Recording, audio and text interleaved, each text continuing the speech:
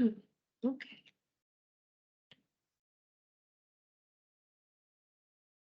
Hello. Welcome to Inspiritus Refugee Volunteer Training.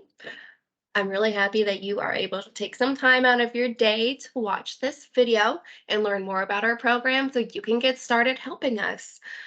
I cannot express um, how much we need the community in order to welcome refugees into the city of Savannah. We could not do this work without you, and you'll hear me say that a lot. I can never express our gratitude. So thank you for watching this video. Thank you for wanting to get involved with this work. I want to acknowledge, of course, that watching a video is not the ideal way to get onboarded. I know. Sometimes I'm able to do in-person or virtual group trainings, but just due to the nature of this work, it stays really busy and I have people wanting to get involved at different times. So just I know you're ready to get started. And so this is a really convenient tool to expedite that process. We'll definitely have some time here to meet and talk. Please feel free to ask questions during not during this, but after you watch this video, it is my job to make sure you are supported. My name is Lindsay Grobenstein. I'm the Community Engagement Specialist here in the city of Savannah. Um, More than likely, you're watching from Savannah, but you may be watching from our other offices. In that case, you will be talking to my counterparts, but we still have, you know, the same job and the same goal of supporting you. So this video, we will be covering a lot of information to get you onboarded to this work. Of course, I don't expect you to get it all. There's not going to be a test at the end of this, but I do believe this is a really great 101 that will help to introduce you to this work and make you feel a lot more prepared for it. So just briefly, what will we cover today? Our agenda is who is Inspiritus, who is this agency that you are volunteering for. And then we will talk about how does refugee resettlement work. This is where we will just go over refugee resettlement from a very macro, big lens. Um, and then we will narrow it down, talk more about what does Inspiritus, the resettlement agency, actually do, which will lead to a natural conversation about what do you do as the volunteer to help us. We'll cover expectations, opportunities, and also some best practices for you to keep in mind. Usually I would have time for Q&A after that. So of course, again, if you have questions after this, please feel free to text me, call me, email me, and I'll make sure to answer your questions so you truly feel prepped and ready to do this work. But just know that a part of this work is also just diving in and learning as you go. Um, I think this volunteer opportunity is very unique compared to other places because just again, due to the nature of our work, as we're welcoming in families at different times, sometimes there's a lot to do, sometimes we have different lulls. So it's just a key to keep in mind during this volunteering work. It's just really being open, being adaptable, and being flexible in learning, right? So we're all on that journey. So who is Inspiritus? In Spiritus, our mission is that we guide individuals and families on a path from surviving to thriving. We empower those whose lives have been disrupted to discover their strength and their resilience, accompanying them as they grow into vibrant contributors to their community. In this work, you'll hear us talk a lot about self-sufficiency. It's really the measurement of our success. That when we welcome a refugee family, that is our goal to guide them to self-sufficiency, which is their ability to live independent, self-determined, and sometimes just to have the confidence to do that. So we'll talk a lot more about self-sufficiency, but that's really how we measure surviving to thriving, right? In Spiritus, we have offices outside of the city of Savannah. As you can see here, we used to be called Lutheran Services of Georgia and Tennessee. And then as we keep expanding, we'd have to keep adding states. So we just, a few years ago, we rebranded as Inspiritus. Inspiritus, here in the city of Savannah, our main office is the Refugee and Immigration Services, but we also have a disability department here in the city of Savannah that helps folks with intellectual disabilities obtain the support that they need. Throughout Our offices, we also deal with children and family services, helping out families and children in foster care. And we also have a disaster response team that assists in the long term recoveries of areas afflicted by natural disasters. Across all of these departments, our mission remains the same, that we are guiding individuals and families from surviving to thriving. So, the work of refugee resettlement is is very large. There are a lot of players going on. Um, it's really a global humanitarian effort that we are a part of. I like to say that in Spiritus here in Savannah, we are just a tiny twig on the branch of resettlement. So, you know, there's a big old tree and we are a tiny twig. We get a lot of information, but just something to keep in mind. So we are funded by Lutheran Immigrations and Refugee Services. Well, they're one of our main funders through the Department of State.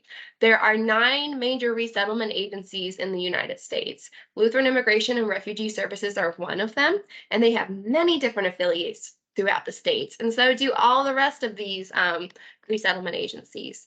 All of the resettlement agencies report to the Department of State, and we receive cases from the Department of State.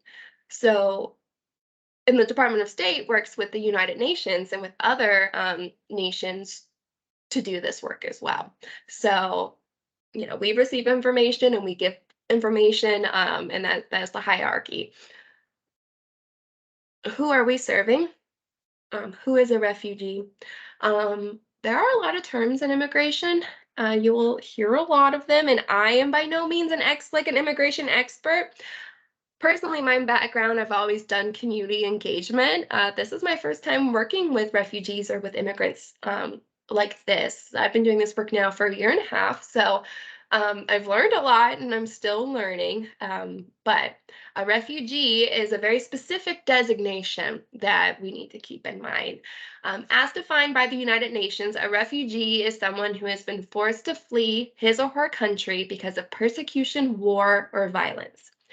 A refugee has a well founded fear of persecution for the reasons of race, religion, nationality, political opinion, or membership of a particular social group, like LGBTQ. Most likely, they cannot return home or they are afraid to do so. War, ethnic, tribal, religious, and political violence are leading causes of refugees fleeing their country. Like I said, there are many other designations and classifications and statuses for immigration. This is just a small list of that, and I won't get into the weeds of this, but I think it's important to kind of know the context. So, another classification is an asylum seeker. Every refugee has been an asylum seeker at some point. And an asylum seeker is somebody who has been forced to flee their country and who are requesting sanctuary, but they're still being processed. When they flee their country and seek sanctuary, they apply for asylum, which is the right to be recognized as a refugee and receive legal protection and material assistance. An asylum seeker must demonstrate that his or her fear of persecution in their country is well founded, meaning they have to like physically prove their case. Um, And it has to be for those 5 reasons of refugee. So race, religion, nationality, political opinion, or membership of a particular social group.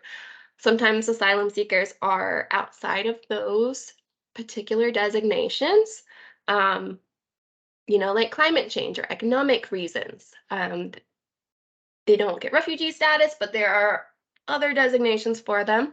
I will say, of course, the United States are really good at being a third country, accepting these refugees. Personally, I think we need to open our hearts and our minds to how we can be a better secondary country. But that's all I'll say on that for now. We also have internally displaced people, and these are our folks who are displaced without a home. They've been forced to leave their home, but they have not crossed an international border. They're staying within their country. Um, There are also stateless people, and these are people who have had their nationality revoked by the government. Statelessness can occur for several reasons, including discrimination based on gender or ethnic or religious reasons. And it's in a world where we have to have documents to prove anything. Um, they're stripping them of all of this. So stripping them of any assistance they get. We see this happen a lot. There are also humanitarian parolees, and this is somebody who is otherwise inadmissible into the United States, but they are allowed to come in for a temporary time due to an emergency. So they basically get refugee status, but it's just for a temporary amount of time. Um, an example of this are the Afghan allies who were evacuated from Kabul in the summer of 2021 when the U.S. Um, when the U.S. removed their presence, the Taliban took over, and that was a very quick emergency where we had to evacuate a large amount of people. All those Afghans were given humanitarian parolee status, which a year later we are now dealing with the temporary status and the immigration work of what that means. Um, Ukrainians have also come in on humanitarian parolee status because of their situation. And then after that, they have to apply either for asylum or for their green card. Other designations, there's temporary protected status, and you'll see special immigration visa, SIV, which was also given to Afghanistans who have served with the US military or helped us in some capacity over there.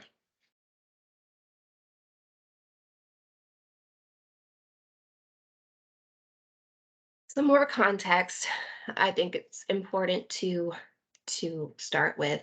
It's just the gravity of the situation that we are a part of. Again, this is a humanitarian, global, worldwide effort that we are a part of. Um, every year, more and more people are being displaced from their homes. This graph starts at 1991, and you can see a clear path starting, especially from 2011, where the rate of displacement just keeps going up. So at the end of 2021, 89.3 million were displaced. As of May 2022, and I should update this, but the end of 2022, there's actually 103 million people who have been displaced from their homes. Um, the big jump from May, of course, a lot of this was the Ukrainian displacement, and then in this past summer, the floods in Pakistan displaced over 3 million people as well, and they are internally displaced, nowhere for them to go. I say this again because as we are a part of doing this work, volunteering with our refugees, I think it's really important to know that we can also be advocates in general, and that we especially will have to continue to be advocates as displacement continues, and we'll have to look at how we can, create better systems of making legal pathways for people to come in and making it easier. Because as you get into this work, you'll realize how convoluted it can be. And so I think this is a great time also just to be aware of yes, your volunteerism, but just being an ally and an advocate in general for our refugees and our immigrants. But let's talk about volunteering with refugees. So a few more facts, heavy information, I know. Refugees. So this slide, I won't, you can read this on your own. I won't read all these verbatim. But this is really kind of emphasizing the children who are affected by this. Um, a lot of them don't have access to education. Many people are born in refugee camps, so it is common to see generations living within camps. And so there are refugee camps. There's also integrated cities, and so sometimes they're like living in cities, not just camps, which is what people are trying to get more into, right? It's more sustainable. Every year, the president makes a determination for how many refugees the United States will take. They make a number, and they also prioritize the particular regions that we will take from. The refugee resettlement program started in 1980s, and it's always been a bipartisan issue that has received support from people. The former presidential administration set the cap at the lowest it's ever been. And I only say that to let you know that even though we're a year out from that, we are still rebuilding our capacity from that level of like not support. Um, so across the country, resettlement agencies they were losing money, they had to furlough employees, and Spirit is here furloughed employees, unfortunately. It's just the way, if you don't have the money, if you're not welcoming people, there's no jobs for it. So um, I say that just for you to keep in mind that we are still building up our capacity. We are here in Savannah, we're really reconnecting. And so again, we really rely on our volunteers to help us build up that capacity and help make those partnerships and connections. I'm really always astounded by the connections I make because of volunteers. And so just I empower you to really like if you see gaps in our service, if you see anything, our volunteers really work with us to do everything, right? So like making connections with different nonprofits or different organizations that please feel free to bring in, whatever your strengths are, and we'll talk more about that. But I think that the lowest the 15,000 cap in 2020, of course, had to do a little bit with COVID, but you can see that it was starting to decline anyways. So this administration is more refugee friendly. They've set the cap at 125,000 for this year. So we are really prepping ourselves to receive a large amount of people that we haven't been seeing in the past few years. Where are our refugees coming from? In 2020, refugees came from just 16 countries of origin, as you can see. And about 67% of refugees originate from just 5 countries. Although we do welcome people from other countries, these are just, the places where we see a lot of the political um, struggle coming through.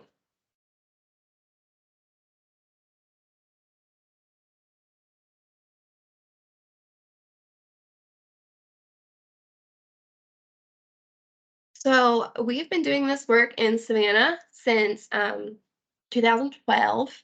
We've welcomed about 700 people total, refugees into the city of Savannah since that time. Here you can see the numbers that we were dealing with, and of course you can see the pattern of the slow decrease that we had for the past few years. So, um, in 2020, we just welcomed 5 refugees. The previous or the next year, we welcomed a little bit more, 27 people. Okay, but last year, we welcomed over 140 people into the city of Savannah. The majority of these people were from Afghanistan. So when I started about a year and a half ago, brand new, all of our staff, we were hiring people, all new. Thankfully, people had more experience in like immigration and refugee work than I did. Um, but it was still definitely a learning curve. And we were welcoming in the Afghan allies who I have talked to people who've worked in refugee resettlement work for decades, and they said that they have never seen like the amount of people coming in that they did last year. So last year we were receiving families every week from Afghanistan, and it's because of again it was the emergency situation. So they were evacuated from Kabul, they were sent to Germany to be processed, and then they were sent to United States to be processed, and then they needed to be sent out really quick. And so it was a large amount for us in one year as we were just rebuilding our capacity. And this year we are set to receive just as many people. Um, and now we have a little bit more of our footing underneath us, and we're excited to continue welcoming people. So of course, the majority last year were from Afghanistan. We did see a few other nationalities coming in, but this year we're really seeing a mixture of people coming from all across the globe.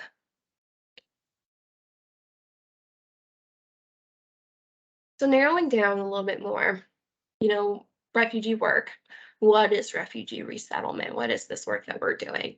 Resettlement is the careful selection and transfer of the most vulnerable refugees from a country in which they have sought protection to a third country whose government has granted them lawful admission It is a solution that ensures refugees are protected against refoulement, which is forced return, and provides them access to rights like those enjoyed by citizens, and gives them the opportunity to eventually become citizens in the resettlement country.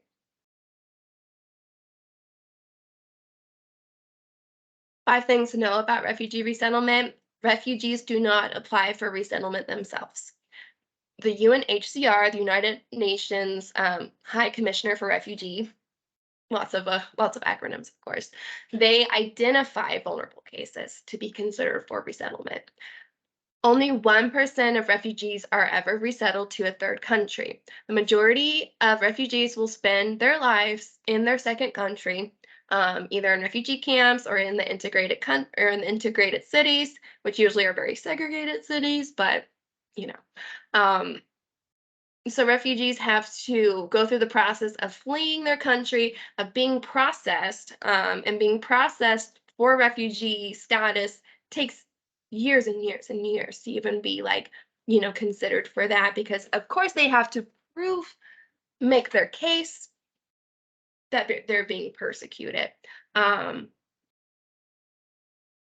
but it is important to know that they don't, they don't select themselves to be resettled. Resettlement is just for the most vulnerable refugees. So these are refugees who are referred, who usually have high medical needs, or children who are at risk, women and girls who are at risk, and survivors of violence and torture.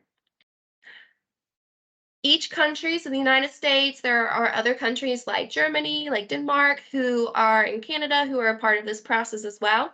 Each government decides which refugees that they will admit. Like I said, we make a determination for how many people we will take, and we prioritize from which nations that we'll take.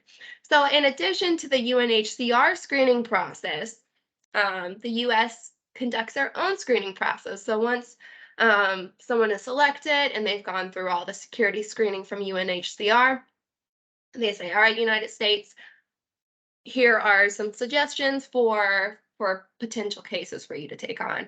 And then we will take on cases after they've been approved by us. Keep in mind that people who have committed serious crimes or who might pose a security threat are not eligible for refugee status, much less for resettlement. And of course, refugee resettlement saves lives. A few more things to know about the US vetting process. Refugees are the most thoroughly screened and vetted population to enter the United States. They are all given their vaccine, so that's something to note too, that by the time that they get here, they are up to date. It takes an average of 2 years for a refugee to get through the United States process. It takes about 7 years to get through the entire. And there are many different federal agencies involved in the refugee prescreening process. So, of course, this is a common and valid question I get about, who is coming in, who are we taking.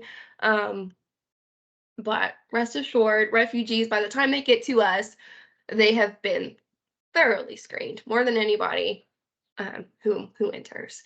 So, just to wrap all that up, how refugees get from their country of origin to Savannah's airport to be welcomed by us. So a refugee leaves their country and they register with the UNHCR, where they receive their security screening, where they get their iris, their fingerprint, their facial scans, all that bio data. And they make their case for refugee status. The UNHCR will then, after a while, after they've been in the camp, or a refugee for a while, the UNHCR will refer a refugee to be considered for resettlement. The United States will then screen these individuals themselves. We have 5 separate security databases, 6 background checks, and 3 in-person interviews that we'll do. And then if they're decided that we will take them, if the refugee is approved, the State Department meets every week with those 9 resettlement agencies. So our funder, our main one, Lutheran Immigration and Refugee Services, they sit and they divvy out cases to each of the 9 resettlement agencies, and then they will send their affiliates cases. So, once we receive a case, and we're not given much notice about a case. If we're lucky, we're given about 2 or 3 weeks notice that we have a new case coming.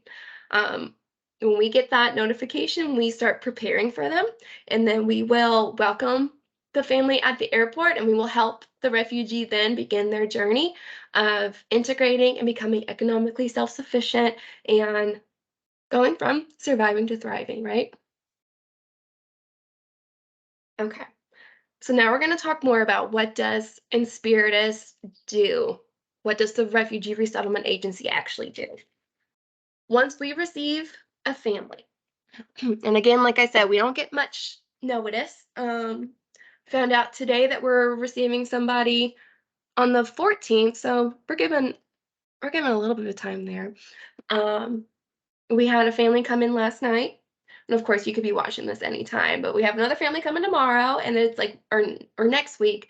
Um, So we're definitely entering into our busy season. So when we welcome a new family, we do this with each person. Um, within their first 90 days is our goal to really introduce them to everything they need to get started.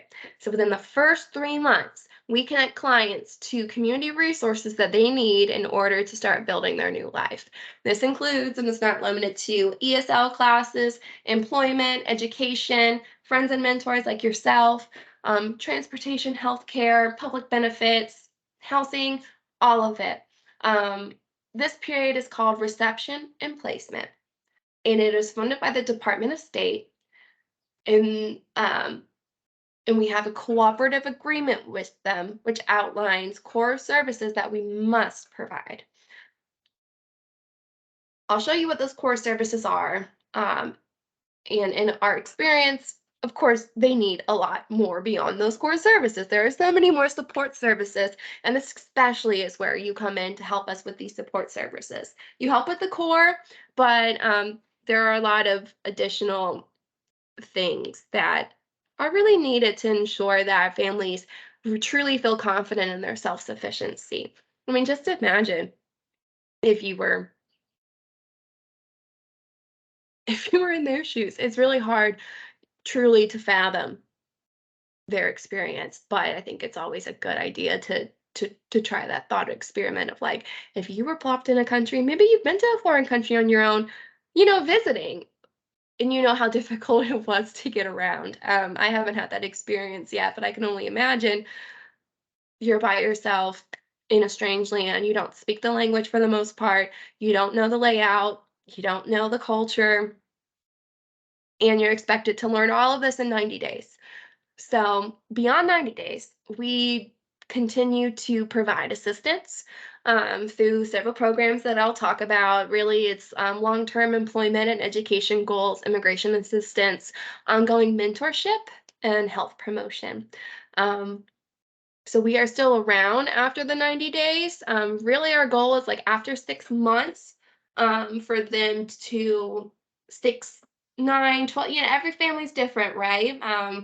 And that's something that makes this work really key to having that adaptability. Every family has different needs. Every family, some people are a lot more confident to try things on their own, while some families need a little bit more. That pushing, but that support, knowing that they have a safety net behind them, truly is the key. So the cooperative agreement, these are our goals. This is what, at the end of the 90 days, that we should be able to say that a refugee is in a safe, stable environment, that a refugee can navigate appropriate and relevant systems, that a refugee is connected to means of ongoing support, and that the refugee understands their surroundings and situations.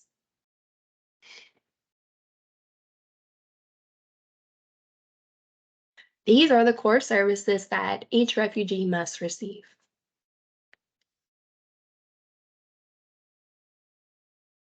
Much of it, so of course, they are assigned a case manager, reception and placement case manager, who make sure that we do all of this.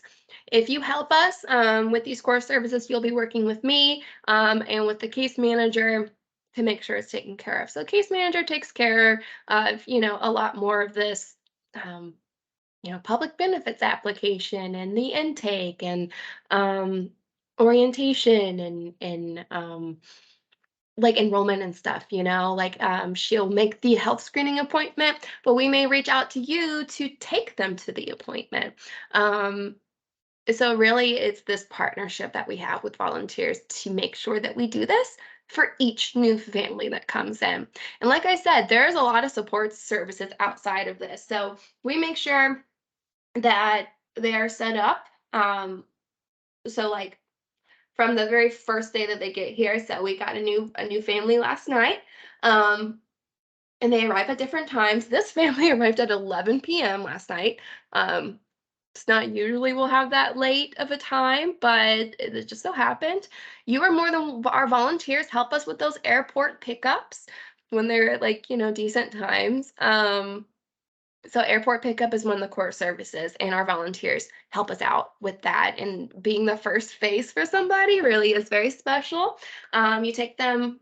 We have to provide housing due to our housing shortage across the nation. In Savannah, we are usually not able to like I guess back in the old days, we could just bring them straight to their new apartment.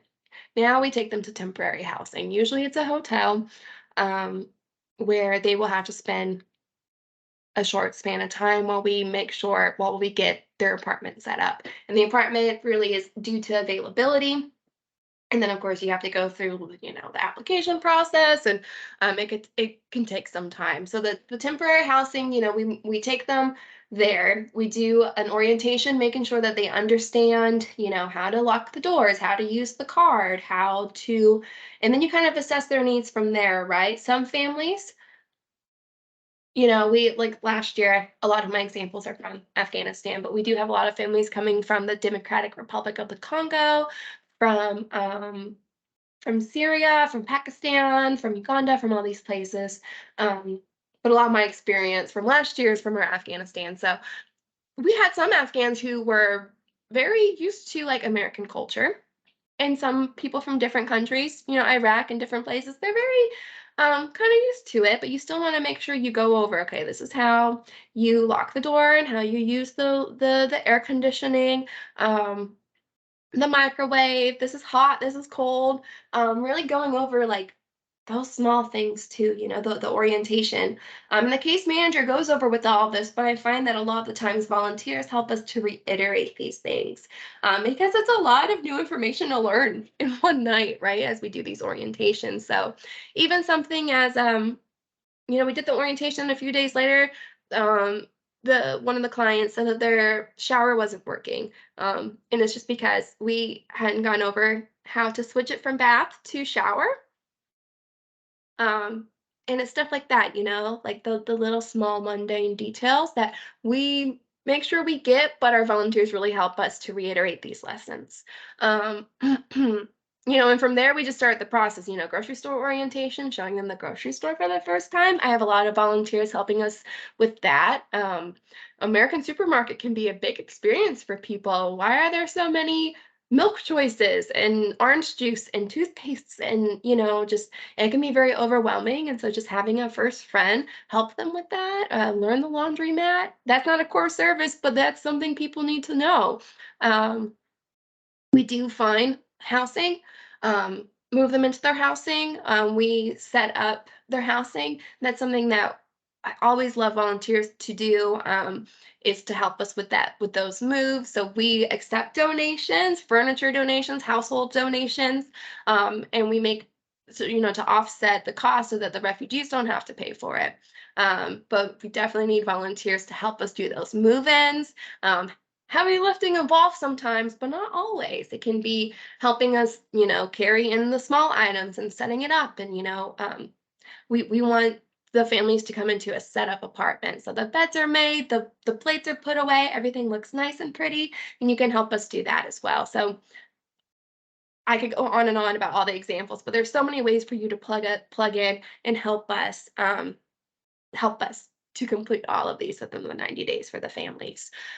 School enrollment and all of these takes time. Once you enroll someone in school, they don't start the next day. It takes a while sometimes to get through these processes because we are connecting them to services, but a lot of time these services have different systems and kind of learning those systems. So once they do get enrolled in school, you can help the parents figure out the portal, figure out how tutoring our kids. There's just so many opportunities. And we'll talk more about strength-based um, or having like a strength-based mindset for our clients, but I have a strength-based mindset for my volunteers. So whatever you are passionate about, whatever you feel comfortable with, your skills are, we really want you to use that. So if you are good with finances, you can help someone budget, or you can coach someone for job training, if that's your thing, or if you come from an education background, you can help out. Like wherever, trust me, whatever you have more resources and knowledge and experience, than our newcomers coming for American culture, and they can definitely learn from whatever it is that you have to offer. So our refugees are given a one-time grant, and this is called the Welcome Money. It's about $1,200 per person. So if we have a family of four, they get roughly $5,000. Um, it's stretched. This money is very much stretched. It covers household items, which is why we try to get donations, their food allowance for a while, living expenses, just day to day, things that we need, which again, we try to get like toiletry donations, all of this, so we don't have to spend money um, from this pot. Um, it definitely goes a lot towards food. To get their phone started, we get a T-Mobile plan usually. It's pretty affordable for people. This also goes to help with their apartment costs. And we know with the increased cost of housing, that this money is definitely used majority for getting their housing set up. And if they have to spend time in the hotels, it's fit for that. So we do a lot of fundraising to try to offset these costs, but we're dealing with a lot of families. So our apartments, we get the safest, cheapest ones we're able to get, that are still nice, are 1,400 up to $1,800. So to get started, you have to have your first month rent, your security deposit, all of that. So all this money gets used, and then if we have leftover for either utilities to get started, um, yeah. So we do have some money to work with, but we try to just really be good stewards of it. Well, a lot of it's just for their housing. We also have other programs. The other big one is matching grant, and this really, really helps us to offset those costs that I just talked about. It's an alternative to public cash assistance. It is an employment program designed to assist eligible refugees become self-sufficient within 120 to 180 days. Um, Most all of our refugees are eligible for this, and they will be enrolled in it, and it comes with additional cash assistance, so they get cash allowance for their children and for themselves, some rental assistance, utilities assistance for a few months. So this is really designed to help them build up a foundation and get on their feet as they start working and start building up their savings, so that they can build up the savings, especially in this economy. We all know the cost of living is rough for citizens, much less people who just arrived here. And for the jobs, a lot of them are, they're starter jobs. So we work a lot with hospitality or with the warehouses, or we're working with a hospice as well. And so we're always looking for new partnerships. Doa, my colleague, she's the employment specialist. She's really great at advocating for livable wages. So we make sure that they have, getting paid, um, $16, $18, $20. She really advocates for them. Even folks, and this is something you may come across, a lot of our refugees, again, they come from different situations. There are a lot of refugees who come with a wide background of skills and knowledge and education. They're highly skilled, highly educated. From Afghanistan, we had a lot of people who were engineers and lawyers and teachers and doctors, and none of that carries over, which is very unfortunate, and why Inspiritus and refugee resettlement in general really works for those long-term employment goals. But, it is a part of the value system in the United States to work your way up, right? So that is a lesson that we instill upon the refugees and that you may have to reiterate. We also have preferred communities, what we call intensive case management. There is no cash assistance with this one, but it's just additional kind of case management help if someone really needs a little bit more assistance. Usually it's medical conditions or young adults without parents or physical or mental disabilities. You know, we do have additional assistance for them. We also have an after school program, a youth service specialist. Here you go. We have many different programs. So we have, of course, our reception and placement program, which is our first 90 days.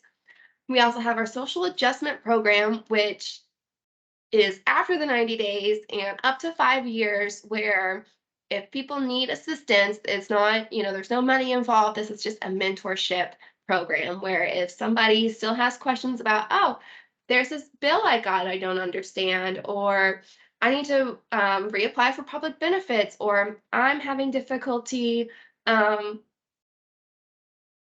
doing anything, like I need to figure out the laundry matter. It's for that additional assistance, and it's a mentorship, really teaching and reiterating stuff. Of course, we have our employment services that I talked about. We also have a youth program, so we have a school liaison who helps with the school, and we also have an after school program every Monday through Thursday from 4:30 to 6 o'clock. You can come and help tutor our kids.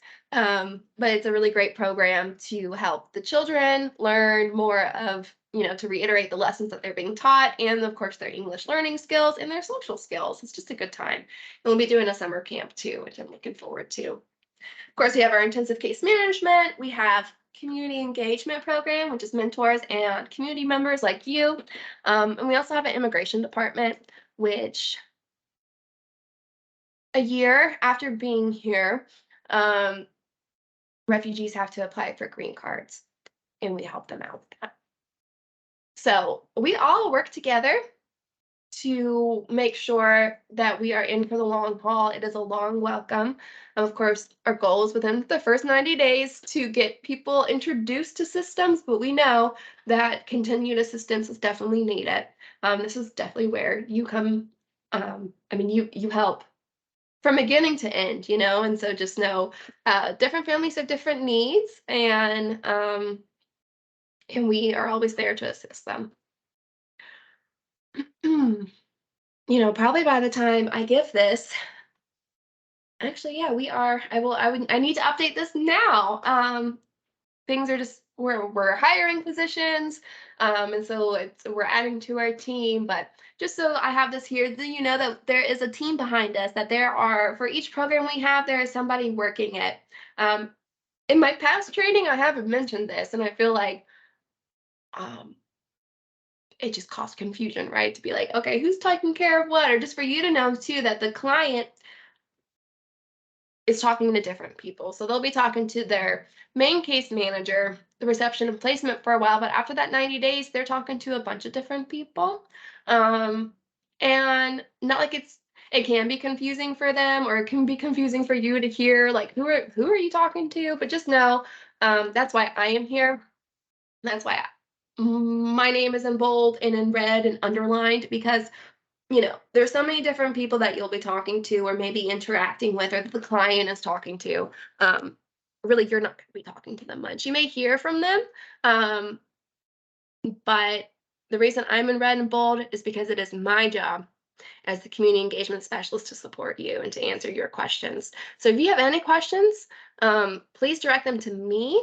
I'll go over this like communication guidelines, but it's just best practice to reach out to me, not to reach out to my colleagues for your questions, because my colleagues, their job is to answer the clients. My job is to answer to you. So for instance, you may hear from Shani, who is our reception and placement case manager, the one who is welcoming them. We are about to add another reception and replacement case manager, Latif, who was an Afghan refugee himself, and now he's joining our team, which we are so excited about. Um, you may hear from them, if you help us out in those early sessions, with the grocery store orientation or taking them to their ESL class for the first time. You may get a message from Shani. You may even talk to Shani or meet her and build a relationship with her. I have a lot of people who've built relationships with people, but just know in the end, if you have a question and you reach out to Shani and you don't hear from her, like it's not her job to report to you. And I say that with as much respect and love as I can. It is my job to talk to you. So just they're very busy, and we all work together, but just know it's my job to support you. Okay, so we talked about refugee resettlement, about what we do, about what um, about what the world does. Now let's talk more about volunteering, about what you do and what our expectations are for you. So just to yourself, if I talk to you and onboarded you, I probably asked you what brought you to this work. And there's no, you don't have to have worked with refugees before. Um, to do this work. Um, but it's always just kind of interesting to hear those stories. So we have time for discussion, but of course we can't do that right now. But just think to yourself, what brought you to this work? What makes you want to be a part of this and working with refugees and being their first friend and cultural mentor? So I've mentioned many opportunities for you to get involved. This list is just another I could go on and on. There's so many things. And again, I want you to really whatever you feel comfortable with. A lot of this is putting yourself out there. Um, I train on this is a very overview training, and I'm working on developing like more specific training for if you're helping out with different things. But a lot of this is putting yourself out and learning with and doing with the clients because it looks different. Again, each person is different. Each person needs different levels of assistance. So the name to this game is flexibility and adaptability. Okay. But regardless, here are some opportunities. So, of course, you can help us set up housing. You can host a donation drive. You can tutor and after school. You can help with the job development, if you know how to build resumes, or you can practice interviewing with them, um, or, continued education and employment opportunities.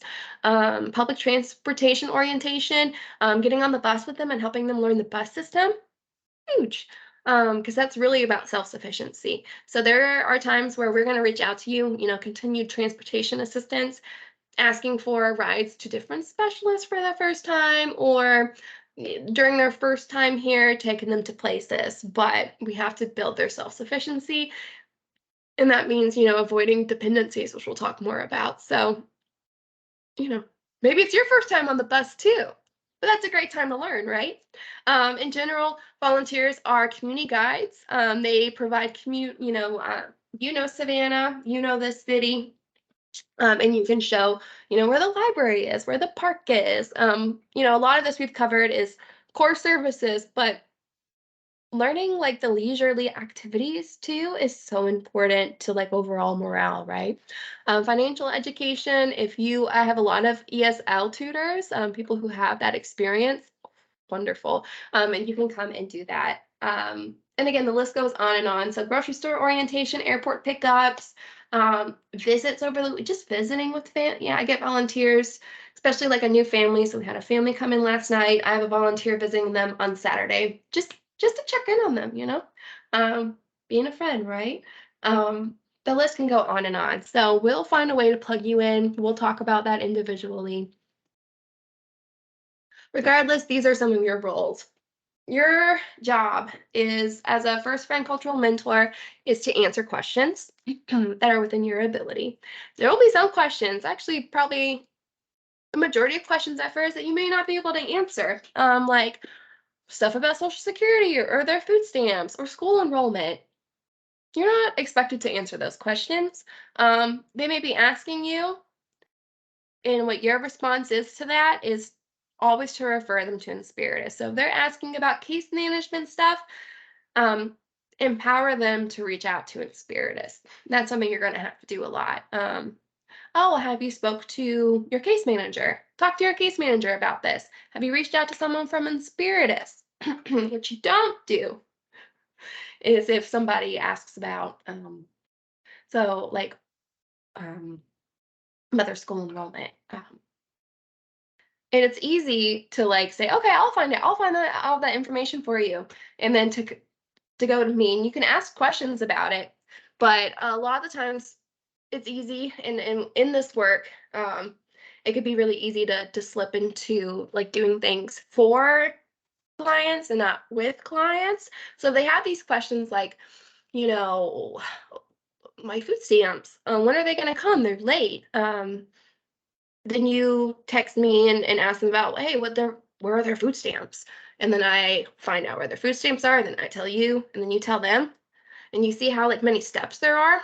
What we want to do is just for you, and you can ask. I think it's good for you to know the context, but to empower the volunteer, or no, to empower the refugee to go to the source, right? So sometimes there'll be instances where they have a problem in their apartment, a maintenance request, and they'll ask you to ask you to do it, or they'll say, oh, my my oven won't work, my oven is broken. And I've had in the past where volunteers will come and tell me that, and we tell the case manager, and the case manager will talk to the family, to talk to the corporate, or to talk to their landlord, who's usually, the apartments we have, their landlord is like there's an office there. What you want to do is empower them to go straight to the source. So, um, but beyond that, you answer questions, well, how do I get my phone to work, or how do I dial somebody, or how do I get to the library, or how do I, kind of those more basic questions. Feel free to answer those, but case management, feel free to reference. So you're there to answer questions, you're there to encourage morale. I'd say that's a big part of it. Especially when they first get here. Um, I think a big like adjustment for our families is learning the bureaucracy of America, and that, when we apply for Social Security, when we apply for food stamps, when we enroll their kids in school, when we enroll them for ESL, these are all different systems that have their different processes and they happen at different times. And there's not much that we can do to make it faster, you know? I think sometimes refugees or the clients don't understand and they think that we're just like taking forever doing things, or that we forgot about them, or you might hear that sometimes, but we can't help that it takes 2 weeks, 3 weeks for something to get done. And we tell them that, but you're often there to encourage their morale, to be like, yes, it takes a while here in America, and that's just the way it is. Um, but like, don't be stressed. Sometimes they'll be stressed about it. And you're kind of there just to alleviate that. Like I meant, you're also there to reinforce lessons.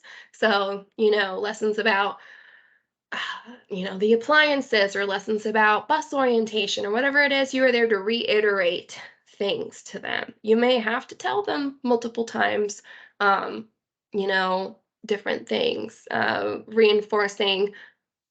Um, I think too, a lot of refugees come with and we'll talk about cultural differences, but they have more of a village mindset. So like we have to talk to refugees about like watching their kids, because that's a big thing here. If you leave your kids unattended, your neighbor can call defects on you. And so we have to reiterate these type of things to our refugees. So just, you might notice some of that. Of course, like I mentioned, you provide community orientation, you promote English language acquisition just by talking with them and interacting. And overall, your role is to be a friend to the refugee during their transition to life in America. Here are some expectations. A lot of these expectations I've noticed in my time, I have to reiterate to you because there's so much. And it's very easy that once you get in this work, again, for you to start doing things for refugees, rather than with refugees. Um, and that can help actually do the opposite of self-sufficiency. So I may talk to you about, we'll have this, but a few months down the line, I may reiterate a few of these things to you, and just know that's fine. That I often have to do that. And this is definitely a work of grace that we're all working together, and we're all learning, and having that humility to grow and to learn together. So expectations of volunteers, and these are the same expectations of staff, that we promote self-sufficiency. And we'll talk more about each of these bullet points. We empower refugees. We set and maintain boundaries, which really helps for the top two. We expect you to respect cultural differences and to not proselytize to refugees or to try to convert them to your religion. Um, we expect you to protect the refugees' confidentiality. And we, of course, expect you to treat clients and staff with respect and kindness. So self-sufficiency, again, this is our performance outcome. This is the goal. Self-sufficiency is empowering refugees to take charge of their own lives. To be self-sufficient is central in this our collective goal. What does self-sufficiency look like? It looks different for each person. There are many different factors such as age, education, mental health, disabilities, and just like personality, of like what self-sufficiency is going to look like for each person. Early employment, of course, is like key to building the financial side of self-sustainability. While financial self-sustainability is very important, of course, self-sufficiency goes beyond just living costs.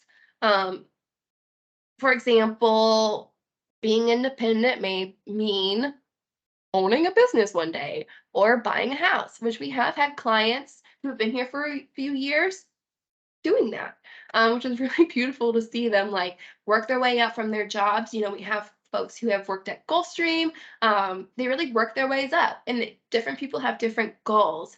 And it's really important to center those goals, to not impose what you think self-sufficiency looks like for them, but what does it really look like for them.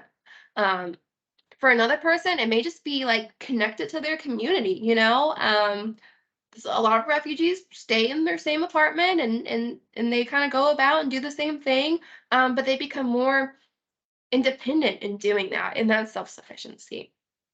Um, Refugees may need more assistance when they first arrive, so within those first 90 days or 6 months, depending, we may be a lot more hands-on, but it's important to allow them the opportunity to do things on their own.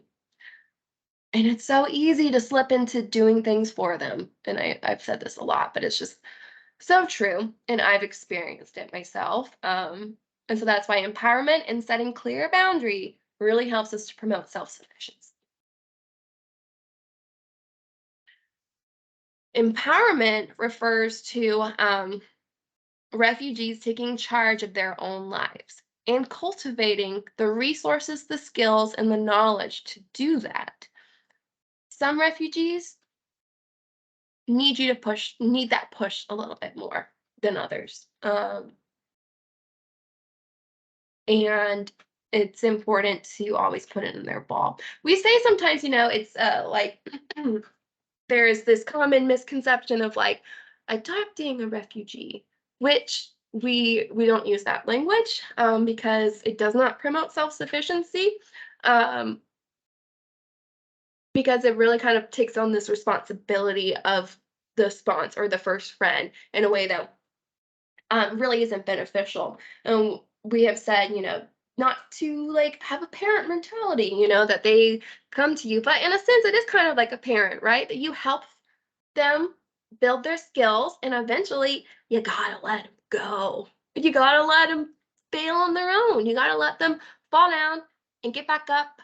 But what's important for them to know is that there's always going to be that support and that safety net, and so that you are around, but just you know and as an individual volunteer, this may be easier. We do work with them. I haven't mentioned, organized groups, like a lot of times, different faith-based congregations or community-based groups will together sponsor a family and really take on um, they're supposed to take on 8 core services, and then support services, and this is something I really gotta reiterate to these groups because they are together working and they just, do so much. And in my experience this past year, I've worked with some groups who do too much, right? And it's like, at that point, I've seen families become dependent on groups or on individuals.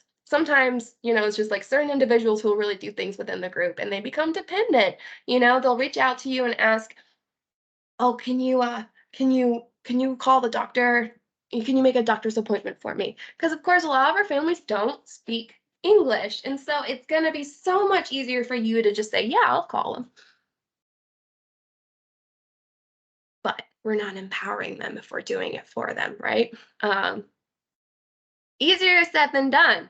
I know. So much easier for us to pick up the phone and make that doctor's appointment for them than to coach them on how to advocate for the translation to get on the phone. Because doctors are supposed to, they have to provide translation to empower them to say no English translation and then to empower them and teach them how to do it. Much easier for you to just do it, right? Much easier. I had like one family asked their first friend to call their employer and tell them that they couldn't like to call in for them. No. You're there to support. You say, okay, well, have you tried on your own? And sometimes they'll say, yeah, okay. And then it's like, well, let's do it together. you know, Sometimes there's situations where, yeah, you got to step in, but like there is a fine line in this work, and we all discover it together, okay? But you have to encourage refugees to be their own advocate, and I touched on this before, to talk to their case manager, to talk to their employer, to their landlord, instead of doing it for them. I had a volunteer once, like something was wrong with their apartment, and they went to the office and spoke on behalf of the client. No, no, no, no, no. You take the client with you and show them how to do it. Okay. And I've done it before. Even recently, I did a grocery store, not an orientation, but I took them to the doctor, and then they had not even prescription. They want some prenatal vitamins, right? They said, okay, you need some prenatal vitamins for your wife who's pregnant. And it was the end of a long day, right? And so I take the husband to Walmart, and I just find myself in AutoZone being like, all right, come on, follow me. And I just walked right on over to the section I knew where it was at, picked it up, walked to the checkout line, and started started scanning it. And I was like, wait, what am I doing? I'm doing it for this family, not with this family. Because it's so much easier. Um, Really, what I should have done is, hey, so and so, do you know where they keep the medicine at? To gauge if, because he had been here for like a month or so, showing them where it is.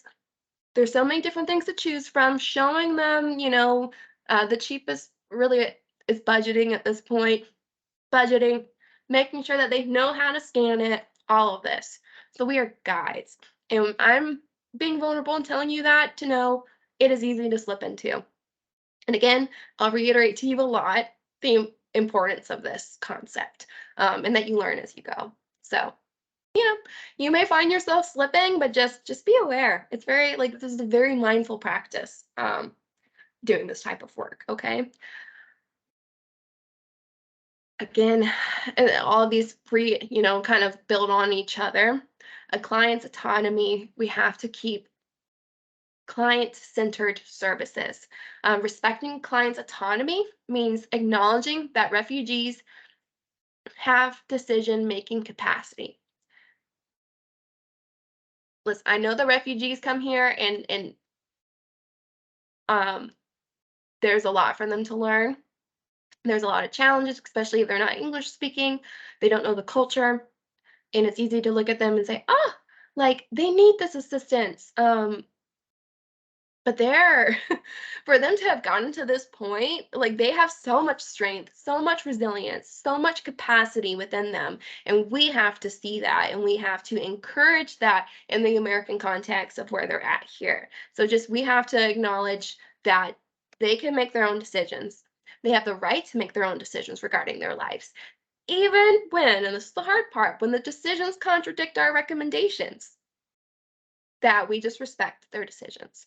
Um, as staff, as volunteers, we give them, it might be our goal to give them their options. Maybe they don't know all the options within those decisions, but ultimately they make their own decisions. We have to respect a refugee's autonomy, because it empowers them to feel in control and confident in their ability to make decisions about their own lives, even if it's what we would say not the right decision. Um, we gotta get rid of those type of concepts, because then people will learn, even if it is like maybe not the best option for them. We gotta let them make their own decisions. Like for instance, like a big goal when you ask, and it's I always encourage you when you interact with a volunteer to ask them what their goals are. What would you like to do here in America? What are your dreams? What are your goals? What would you like to do in 1 year? 3 months, whatever. What I find a lot of people want are cars. They want because of that is that the we teach them the bus. The bus system here is not a very good bus system. I think we know that. And it's limited, and it's even easy for us to be like, yeah, the bus sucks, so I'm gonna take you, but we have to encourage them to get there on their own, okay? But a lot of families in the past year have made the decision to get cars. We told them, we gave them their options. We said, we really recommend you not get a car, even though you want a car right now, because the cost of car maintenance, as you're getting on your feet, you probably underestimate how much the car is, the monthly payments, the insurance, the maintenance, the gas. We know, right? And it's our job to give the options, but ultimately they're going to make their own decisions, right? So we had some people get loans. It's really not not good loans. But they're making it. They're making it. They make their own decisions because they're their own people. But we're there to give them their options, okay? So there's been situations like with the car, or when you have like a 17-year-old who has the option to go to school but doesn't want to go to school. They can make their own decisions.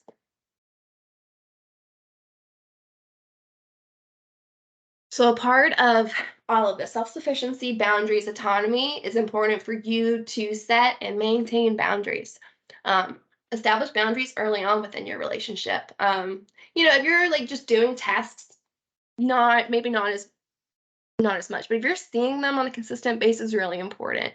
Even if it's just with one time, you can set the boundary. I have some people who share their numbers. You're welcome to do that. Some people who don't want to share their numbers. That's great because even if you share your number, you may have to find that you have to put a boundary on um, the times that you will accept the calls, or all that. Be consistent in following your boundaries. Um, don't be afraid to say no when somebody asks you something. Um, and that's a part of the boundaries that and I find it's just our families, they may ask for stuff, but they're only asking because like, why wouldn't they ask? But it's important for you to empower them. So like for instance, don't be afraid to say no if someone asks you for a ride somewhere. If you have shared your number, or even if I ask you, heck, if I ask you for something, it's okay to say no. Please say no. We want to make sure that when you're committed to something that you're really committed, right?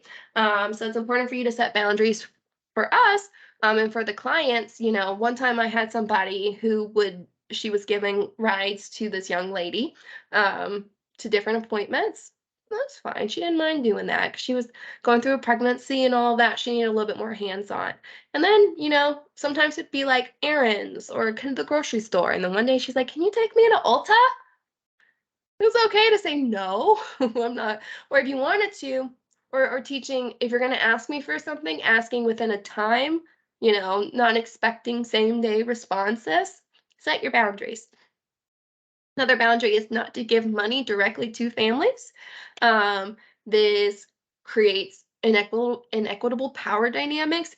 Really, I mean, anytime that we are giving, there is this power dynamic, and that's why respecting autonomy, all of this helps us to balance those power dynamics. But definitely, like with money, we want to make sure that you're not giving them directly to clients.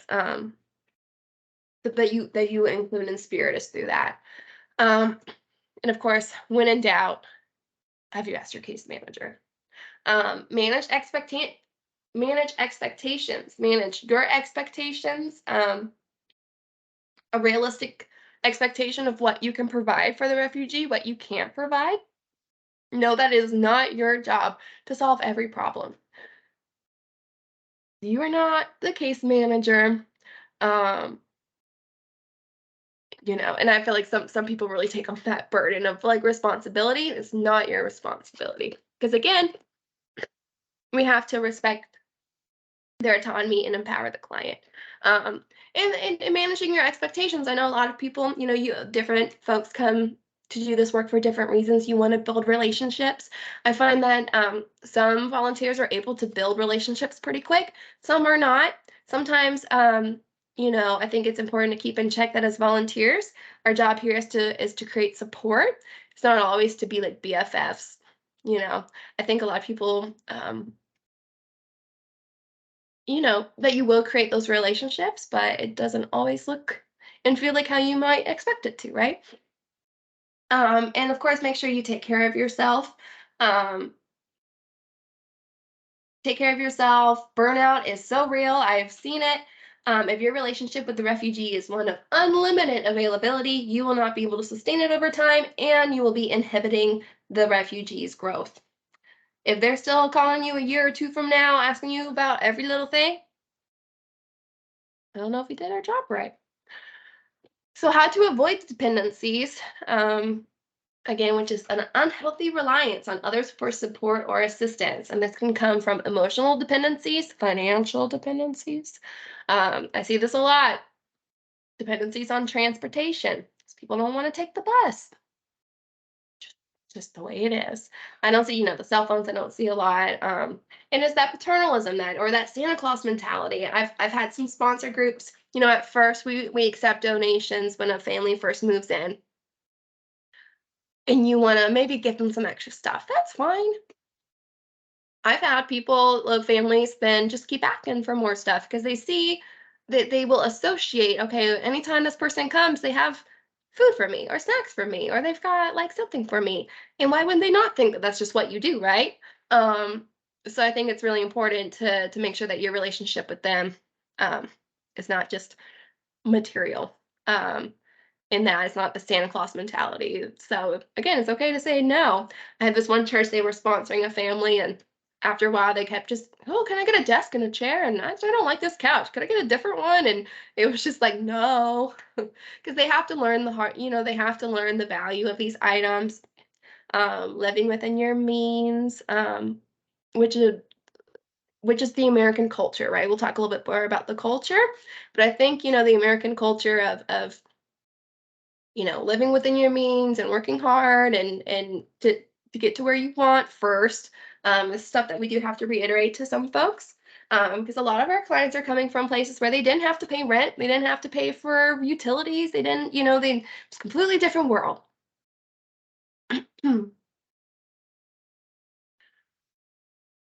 And of course, um, our all of our families have come from traumatizing situations, stuff you can't even fathom, or that you can, but so many refugees have experienced some type of trauma, which can have a long-term impact on their well-being. And overall, refugees to demonstrate remarkable resilience, but it's important to keep in mind potential impacts of trauma when volunteering with refugees.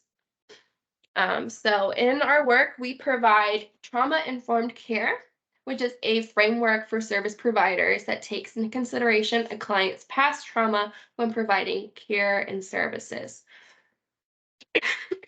This is so that our work with them does not re-traumatize or trigger certain responses.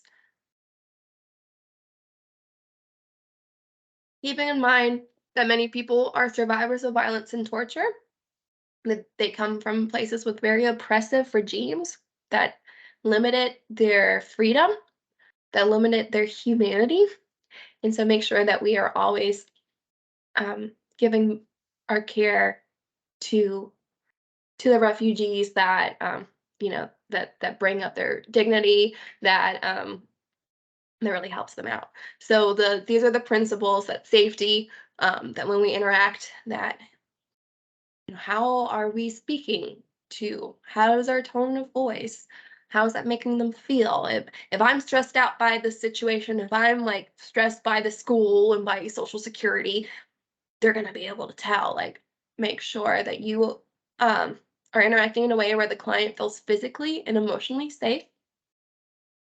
um, Trustworthy and transparency, again, client autonomy, that we are making decisions with transparency, that we are, anything that we do, we are doing with the client, that we're not doing anything on behalf of the clients. Staff, anytime we do something, we sit down, we do it with the client. When we are um, applying for stuff, when we go through the leasing, that they're there, which of course leads to choice, that they have the choice to do what they want to do.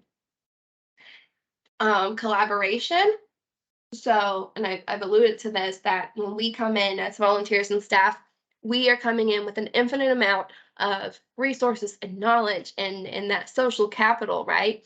Um, and that's why it's so easy just to to give that to them, but it's creating this unequal power dynamic, where we have to make sure that, and this is where if we're doing things for people, we're creating this imbalanced power structure. But we always have to make sure that we are um, collaborating, and that we are giving back, giving back that power to the refugee, because they've spent much of their life stripped of their power,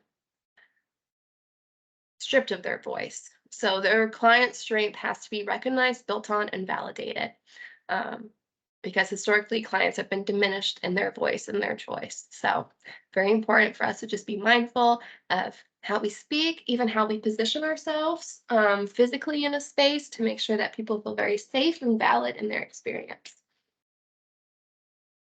Um, some tips for working with people who've experienced trauma: do not ask a refugee you are working with questions about their traumatic event, like why they left their home country or if they still have family abroad.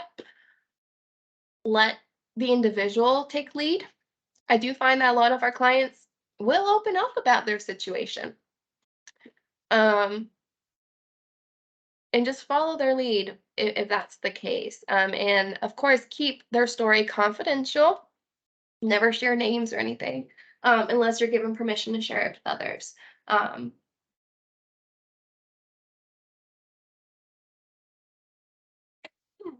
if you do, if they do open up to you and you can hear some stories, make sure you take care of yourself. Um, if you find that after talking with a refugee, you feel emotionally depleted or you feel some type of way, um, just make sure you're taking care of yourself. You can step back. You don't have to have those conversations, or, secondary trauma is very real. So just be aware of that. Remember that you are working with the family as a friend, not a trained social worker, not a therapist. Um, we find that when families come here at first, there can be some mental health issues, but it's really after they've been here for 6 months to a year where mental health issues start to come up more, because in that settlement, there's just so much to take care of in the first initial time, right? So after a while, things start to settle more. That you are there to support, for a companion, but you do not need to take a significant role in helping individuals process their trauma. We work with many providers in the area. We have people who are signed up for therapy. And I was actually surprised at the amount of Afghan men and women who are very open to that. And so we can refer them if you have any serious concerns or any concern. little, big, whatever.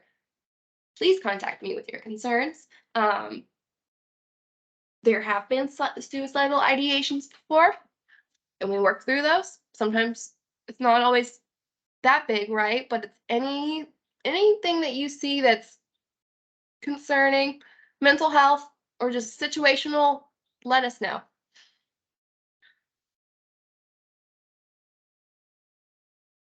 As well as a trauma-informed approach, we also have a strength-based approach. This is just a learner-centered, that we are centering the client and focusing on identifying and using their strength to address their learning needs, which we've touched on before.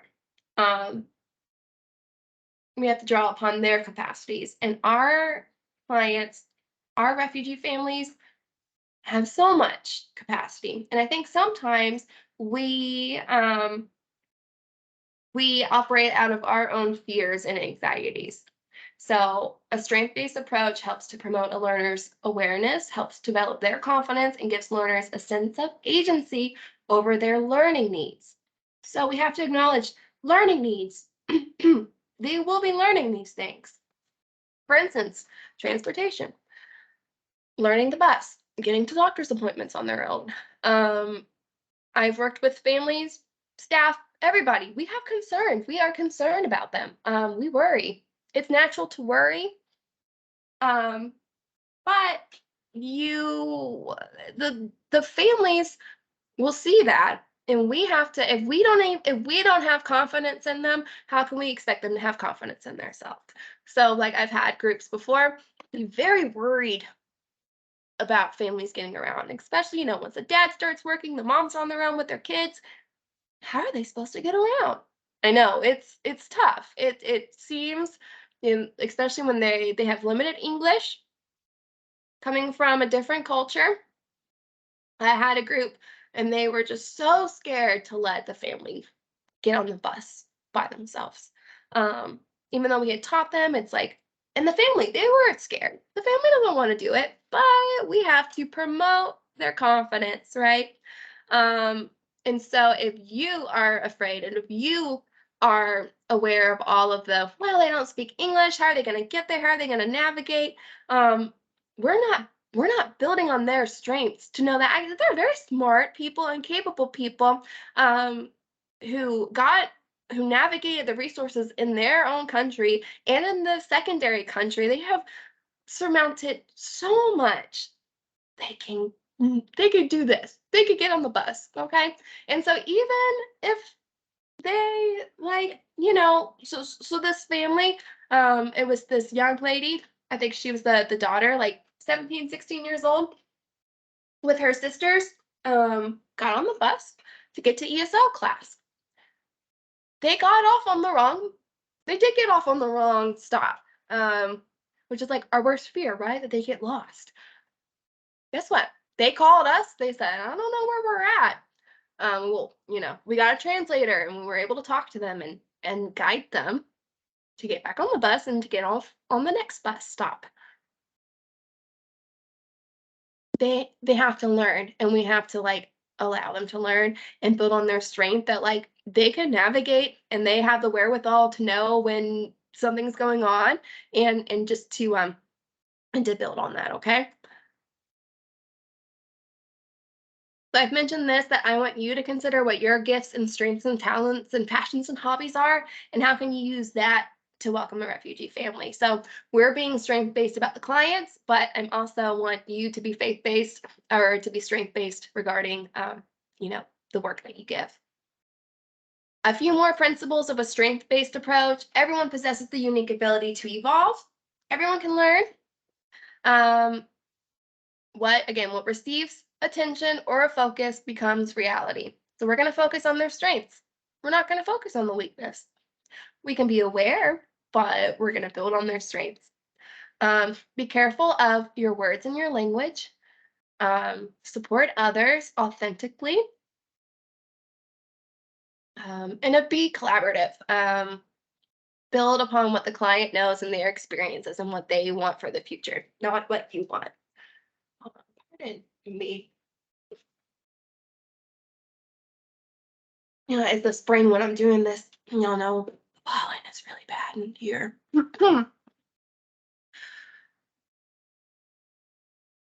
So again, and there's so much, any of these concepts I've touched on, there's so much additional like continuing education online. I can send you stuff. I'm working on like a guide for like continuing education, but like Google searches, you can totally find a lot of this stuff.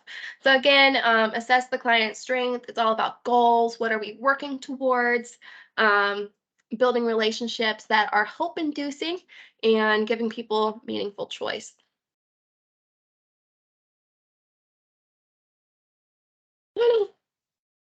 Yeah, towards the end here,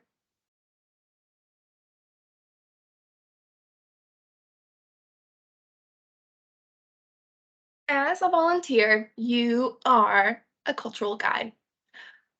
You are showing them American culture, which, when you think about it, American culture is very varied, very varied. um, and we'll talk about that. But as a cultural guide, you're teaching them about your culture, but you are also learning about their culture and all the many different cultures of the people that we welcome here into the city of Savannah. Um, in this work, there we have to have what's called cultural humility. I've heard you might have heard of cultural competency. Um, but this is acknowledging that we can never be truly competent in all the cultures, that we're always learning. And that's what cultural humility is about.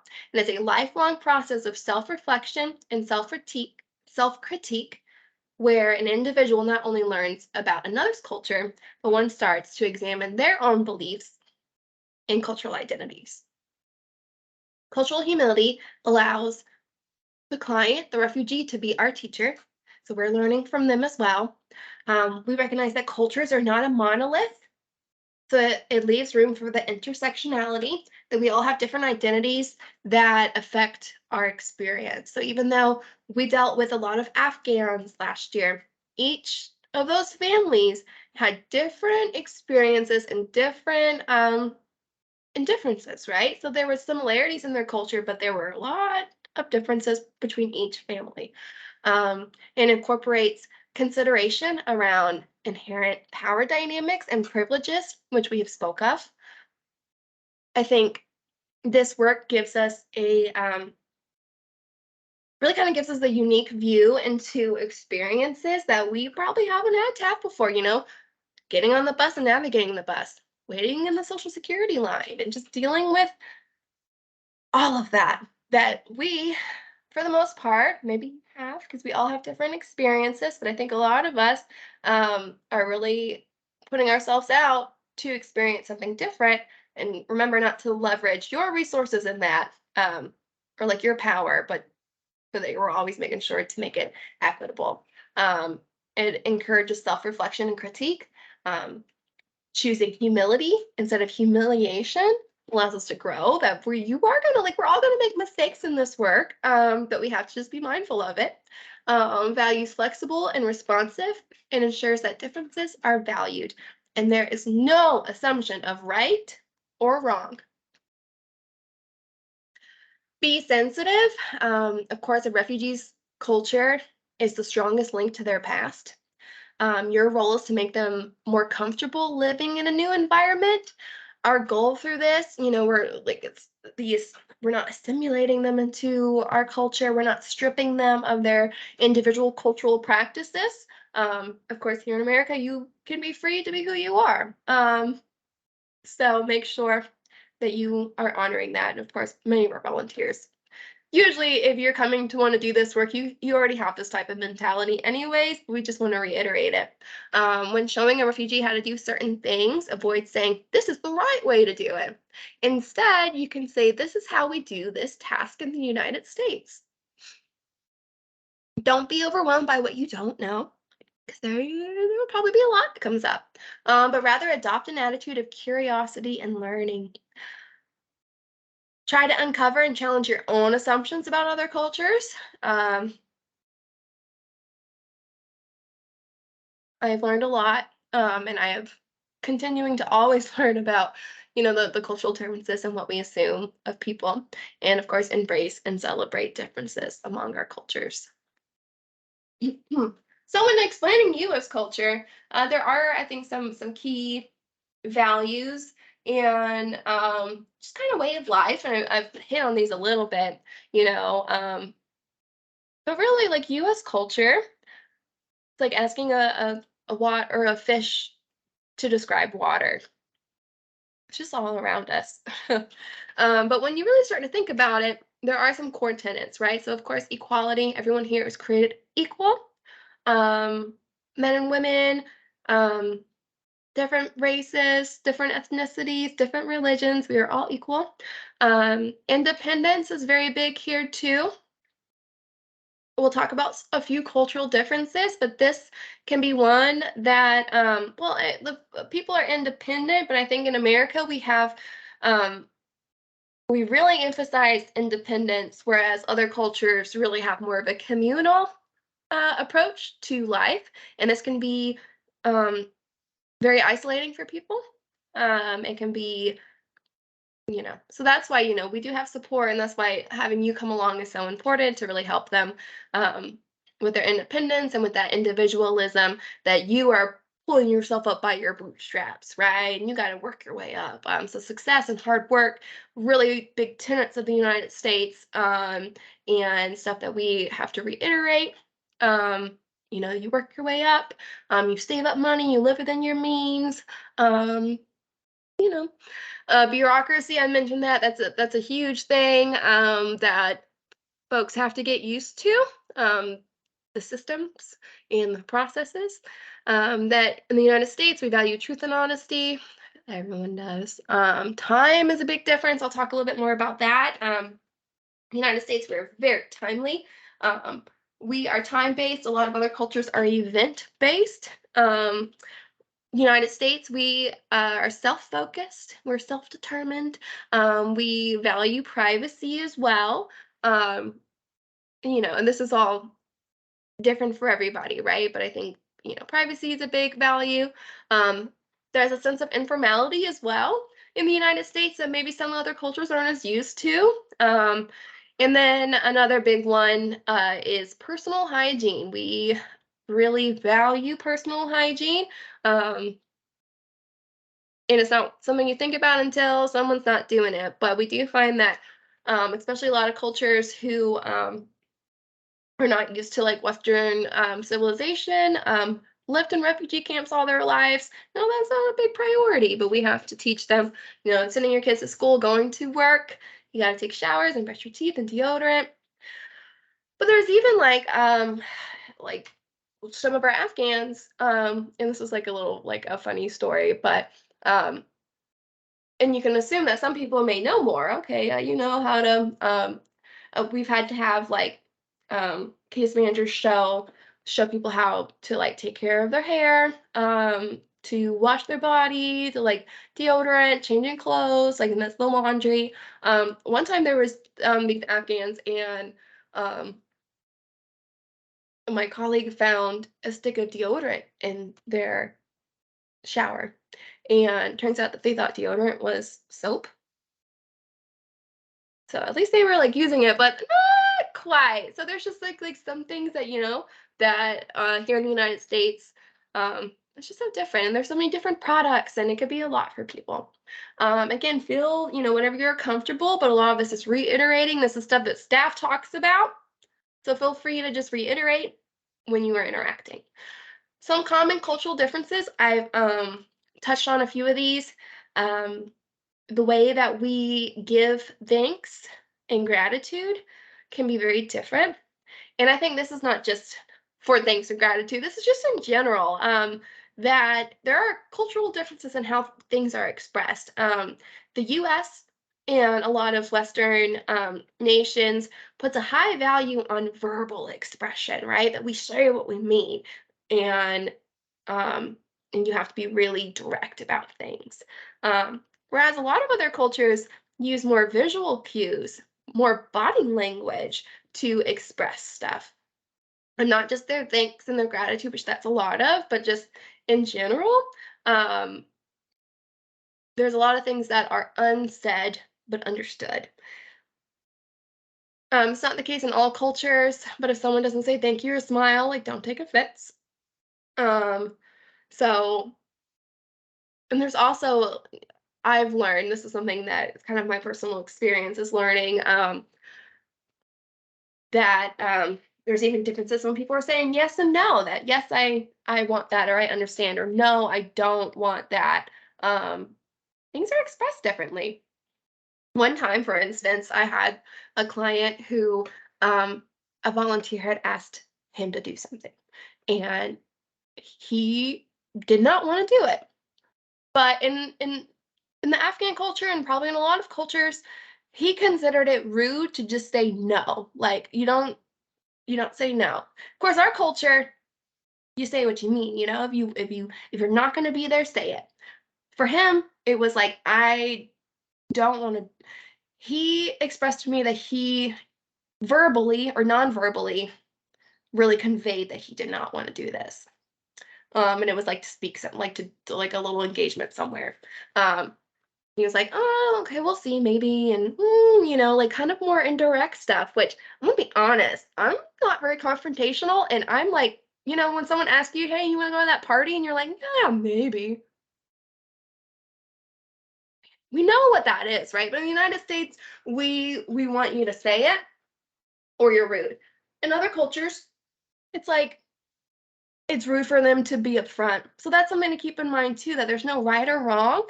There's just differences, right? And I think we can learn from each other. Time, a big difference too. I mentioned this that in the United States that we are time oriented, where a lot of other cultures are event oriented.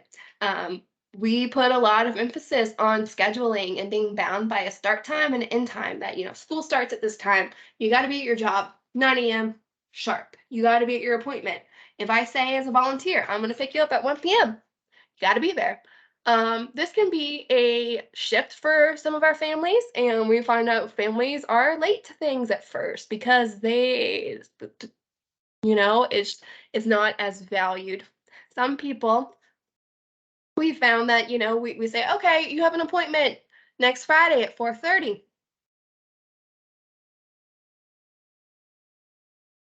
I found that a lot of our clients, what's Friday? For them, it's just 7 days, or the day after church, or the day after I go to service. That time is measured differently across cultures. And I think sometimes that can cause frustration for us, but we are there to reiterate this stuff. So that's why I like the boundaries and setting that if you say you're going to go pick up somebody at 1 and they're not ready, to have that grace, um, that it's okay, but that we are there to teach them, okay, you got to be on time for your appointments. Um, Relationships rank higher than time, which is why too it's like they'll run late because they're hanging out. They're spending time with each other or doing stuff. Also, I find that um, in the United States that when we're visiting with each other that we are very time based. It's like, okay, well, I'll give you an hour or two, and because I value you, I'm gonna give you your time back, and I'm gonna get out. Okay, I'm gonna get out of your way. I'm gonna get out of the house. Um, when I visit with the family, they never want me to leave because they view it as I value you, and so I'm gonna give you all the time I have. And so there's one time, and we're staff as staff, sometimes we're in and out just having to do paperwork and stuff, and we don't always have time to visit like we want. Um, One time I was doing that. I went to a family's house and it was like an in and out thing, which they're not used to that. They're like, "Why?" They think it's rude, honestly, a little bit. And they learn after a while, okay, this is just Americans are busy, Americans, and I let them know I'm at work. I gotta go like answer emails. But the wife was like, "Why don't you like me? Like you never stay and visit." So we had to like describe it's not that I don't, it's just we have to like learn, right? So that's just something to keep in mind. Again, there's no right or wrong, but there's just differences. Of course, there are common cultural gender differences, practices between men and women, um, can be different. I know sometimes I've had volunteers who you want to learn their cultural practices and you want to honor cultural practices, but there is a way of also we want them to learn um, the way the United States works. So with the gender dynamics, that can be a learning curve for some people, and we don't want to make anyone uncomfortable. But you know, the men who go to work are gonna have to learn if they're not used to dealing with women, that if they work, they may have like women around them, right? That they're gonna have to respect and engage with and look in the eye, and interact with in some way, right?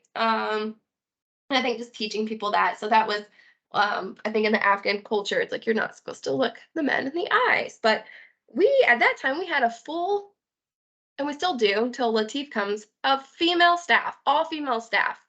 You just you gotta have to learn to like the gender dynamics when you're not used to like women in power, but you know, equality is a key tenet here, and that's something that we help to reiterate to our clients. Um, Keep in mind that there is always a family financial responsibility that for the majority of budgeting, they're always going to include remittances, which is amount of money a refugee will send back to their family in their home country.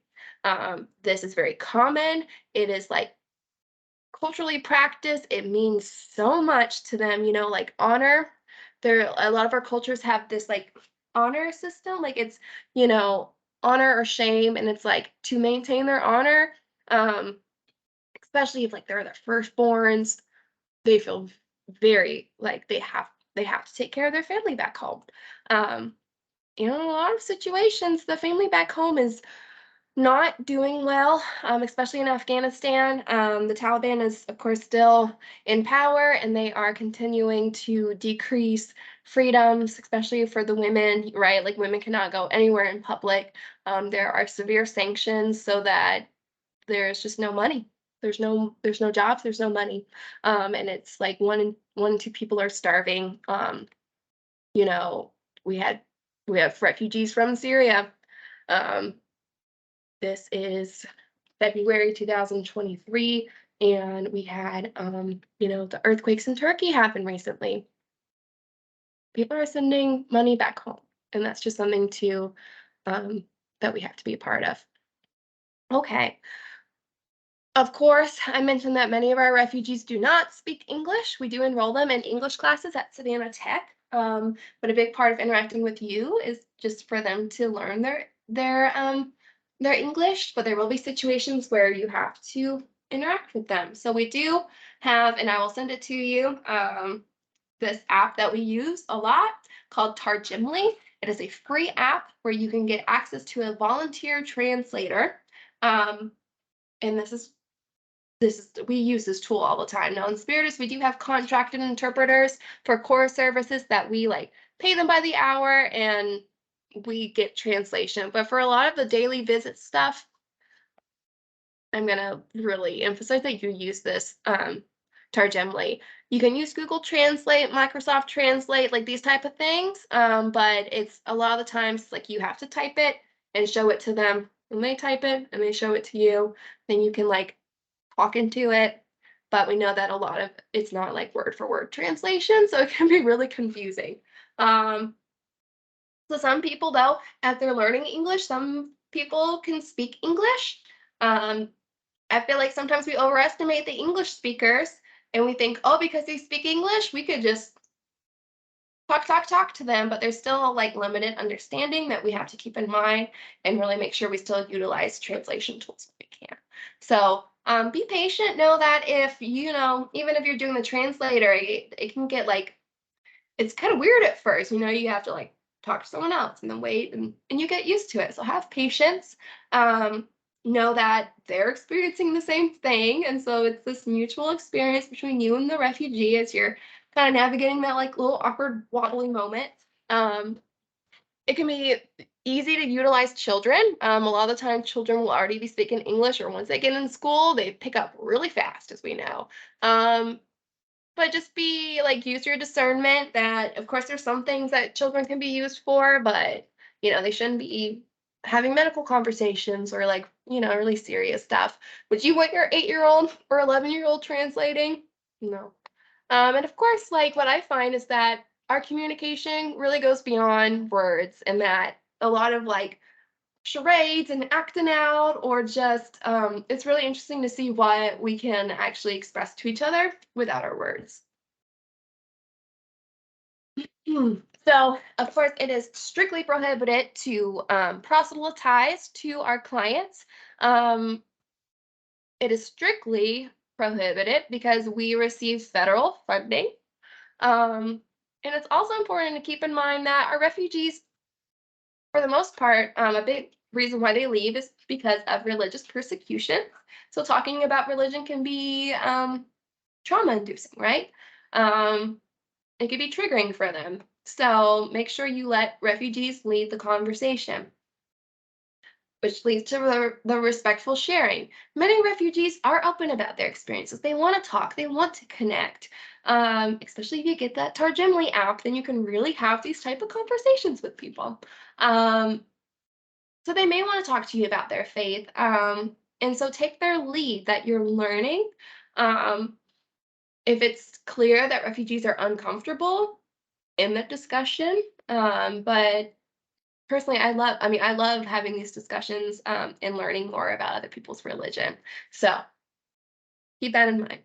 Of course, is so important that you protect their confidentiality.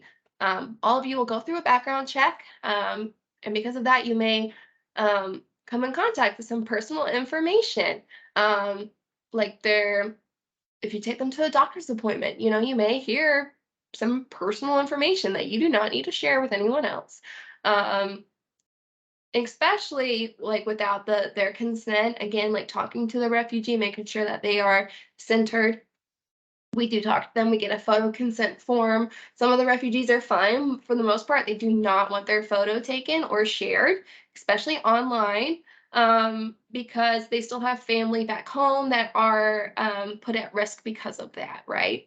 So they don't want their name shared. Don't share where they live. Don't be telling people where their apartment is. Um, Sharing their emotional state, sharing their financial, and please, please, please don't share pictures. Sometimes we have I had somebody who was working in the after school, and they wanted to take pictures to like get more tutors. And so what she did is took a picture behind the student so you couldn't see their face, and we were like, yeah, that's perfect, you can send that out to people. And it kind of showed the tutor but didn't show the student. I've had families, or I've had sponsors who will take pictures of the families, but they keep it internal. They just have it for the family, or they'll print out pictures for the family and frame them or send them to me. I love receiving pictures of like your outings. It like literally, I send them to the staff, and it just makes our day. So you know, just kind of discernment there. Some tips for respecting client confidentiality. Again, ask refugees, um, ask them. Always make sure you center them and get their consent. Don't share information. Again, this is like for sponsor groups. A lot of people want to like put it in their newsletter and let the rest of the congregation know about the family we've adopted, which don't use that language. If you're sponsoring a family, I know you're going to want to tell them, everybody else with it, but we just have to find ways to do it where we're not, exploiting the client, right? Because they've already come from those type of situations. All right, wrapping up for real. Here are a few communication guidelines. I've mentioned this, but I'm just going to reiterate. That's a big part of the job, right? Is that volunteers please communicate directly to me. Although you may receive communication from a case manager, they are not your point of contact. All concerns should be relayed to me, and I'll make sure it goes to the appropriate party. Because oftentimes, if you have a question and they've been here after the 90 days, again, we have so many different staff members who are involved with different things and know different aspects of their lives. I know who knows what. So always make sure you ask me. I make myself very available. You can text me, you can call me. I love just text. I text a lot of people and then I send out emails, of course. You will be added to an on-call email list after this where I send out all of our needs and then based on your availability, you're able to fill in. I am quick to respond during working hours. So I say it's important for you to set boundaries. I set my boundaries as well by not, for the most part, I make exceptions by not you know, checking my phone at 7 p.m. I do have a work phone, um, and a personal phone. Goodness, my last job did not have that, and it will tell you why. So this is really nice, but I do have those boundaries. But I will get back to you, okay? Um, and I am happy to set up additional meetings if needed. If you really just want to like sit and talk about some situations, I'm here for you. Um, First steps, like if it's an emergency, 911 or talking to the people they need to talk to, talking to the teachers directly. Again, I've mentioned this before, but for case management concerns, encourage clients to contact case manager directly rather than you reaching out on their behalf or to reach out to the landlord, to their teacher, to their employer directly. Because we're empowering them to be able to take care of these issues that they may have. So the work that you do with us is invaluable, right? But there is a value on the work that you do. I mentioned that we have our matching grant, which is our early self sufficiency program. After the 90 days that they're able to get additional assistance. This matching grant is matched. The government gives us money, and then we have to match that amount through donations and also through our volunteer hours and mileage. So you make it possible. So we don't match that amount, they give us less amount next time. And we don't want that to happen. We want to keep growing it. So you'll hear me talk about this all the time, and I will bug you about your hours if you're not logging them because it's just so important for us to capture these hours. Each hour you volunteer is about $30 back into our program. Every mile you drive with the client in the car is almost $1 back into our program. Trust me, this really adds up fast. And last year, I know we missed some of this. So it's like my goal this year to really make sure we capture all this information. And then if you have any in-kind donations, any fiscal donations, these go into the matching grant as well. Next steps for you. Of course, to get started, you had to watch this video, you have to pass your background check, and you have to create that volunteer login so you can track your hours. Once you do all of that, you can get started. Once you get started, I feel like you may have questions about this training. Once you get started in the work, you will probably have more questions. And again, I will reiterate, I'm here to answer those questions for you. Never hesitate to reach out with any concerns that you have. Um, Again, this is a very adaptable, flexible, dynamic role, and we learn as we go. As you step up into different roles, I'm here to support you. Wow. There we go. That was the Inspiritus volunteer training. I hope that you learned a lot. I hope that you are excited to get started. I know I'm excited to get you a part of this work. So that's it. I will let you go now. Please send me an email once you have watched this so I can make sure that in my notes that you have watched it. So send me an email and then we will be in touch soon. Thank you again for taking time to watch this video and to be a part of the work of welcoming refugees into the city of Savannah and helping them to integrate successfully into the community. It is the most rewarding work I have been a part of, and I feel like you will say the same.